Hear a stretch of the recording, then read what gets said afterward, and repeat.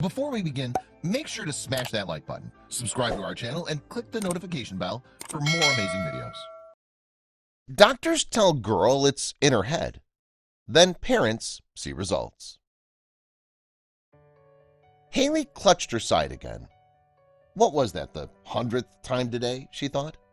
The pain was severe, but what hurt the most was that nobody would believe her. She'd been told by more than one person that the pain she felt was merely in her head. But after the pain continued, finally one doctor asked her to come in for treatment. Her father wasn't pleased, to say the least.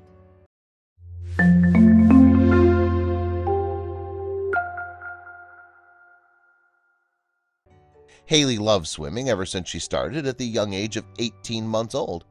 Now 16 years old, she's more passionate than ever to pursue her dream. On one day, Hayley was having a routine practice and noticed that she wasn't as graceful as she normally was. Just as she was about to reach onto the side of the pool, she clutched her side as she felt an intense pain in her abdomen. Hayley's team helped her out of the pool to the safety of the solid ground. She could barely move with how intense the pain was. It had her pinned in place as she tried to take deep breaths. The lifeguard present didn't know what to think and decided it best to call her parents. While Hayley may have escaped the icy depths of the water, this was only the start of her problems. Hayley dismissed the pain as just a pulled muscle, but soon she realized the pain was only getting worse and had no intentions of going away. Hayley's parents, Beth and Brian, dismissed her complaints as they knew it wasn't uncommon for swimmers to feel discomfort in their bodies from time to time. But it was in the middle of the night that Hayley woke up from the pain with a sudden shriek. The pain that Hayley felt paralyzed her. It wasn't just the pain in her side anymore, but now she couldn't even get out of bed. Her parents woke up from her screams and rushed to her room. They switched on the lights and Hayley wheezed. It's hard to breathe. Brian and Beth were concerned for their daughter and lost for words. They took their daughter's complaints more seriously now. Maybe she'd really hurt herself this time. As they looked at the terrified expression Hayley was making, she could barely do anything except lie down in pain. In the morning that followed, Hayley needed help getting dressed and they took her to the hospital. They would never forget what the doctors would tell them once they looked at Hayley. Beth and Brian silently sat in the waiting room while the doctor ran tests. Oddly enough, they didn't ask much about Hayley and her symptoms. They seemed to already think they knew what was going on. Hayley's parents felt that at least that was good news. If the doctors were confident, then so were they. But no one expected the test results to leave them scratching their heads. The results showed that Hayley was completely fine. According to the doctors, the scan results also showed no bruising or damage of any kind where she was feeling the pain. They told her that she must have just worked a bit too hard at the pool and that she should stop swimming for a bit. Hayley couldn't believe what she was hearing. She wouldn't leave until they gave her a proper explanation. "You must have missed something. The pain's unbearable," Hayley cried out, trying to hold back her tears. The doctor looked at their chart again and just repeated what he had already told her. She was fine. Nothing came up on the tests.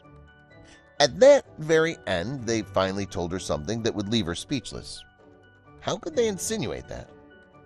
With every test coming back with nothing, the doctors told her it might be due to stress, that the pain she was feeling was made up. Hayley picked herself off the chair and ran out of the doctor's office. She was crying. No one believed her.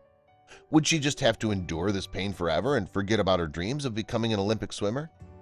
She needed help from someone. Hayley's dad found his daughter sobbing in the hospital car park. Although she was a teenager with typical teenage problems, there was no reason to think the physical pain she was suffering was psychosomatic. Did they think she was doing this for attention? Brian promised his daughter he would get to the bottom of what was going on, but in reality, he didn't know where to turn. By this point, even strapping on a backpack or using a hairdryer left Hayley crying in pain. Brian was furious that a doctor would even suggest to his suffering little girl that this was all in her head. So he did what any father would do. He got to work looking for the best doctors in the country to get Hayley well again. And right from the outset, he faced nothing but obstacles. Brian was recommended a top doctor by a friend from work and took Hayley directly to see him. But despite a more thorough analysis, he more or less echoed the findings of the first doctor. Nothing was coming up in the scans. Therefore, there's nothing wrong with her. The desperate father couldn't bear to watch his daughter in agony anymore and vowed to do whatever it takes to get her back to her normal life. Then Beth discovered a promising lead.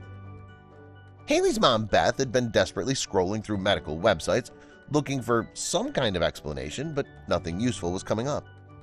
It took the best part of the year until she discovered the work of Dr. Lisa McMahon, who had a personal experience that would prove pertinent to Hayley's case. But would they be able to get an appointment? It was just really hard as a parent to watch your kid be in pain and not be able to do anything about it, said Brian. But when we took her to the Phoenix Children's Hospital in Arizona, things started to look hopeful. Dr. McMahon welcomed Hayley warmly when she arrived at the hospital and said she could see that what she was going through was really tough. Hayley smiled for the first time in months.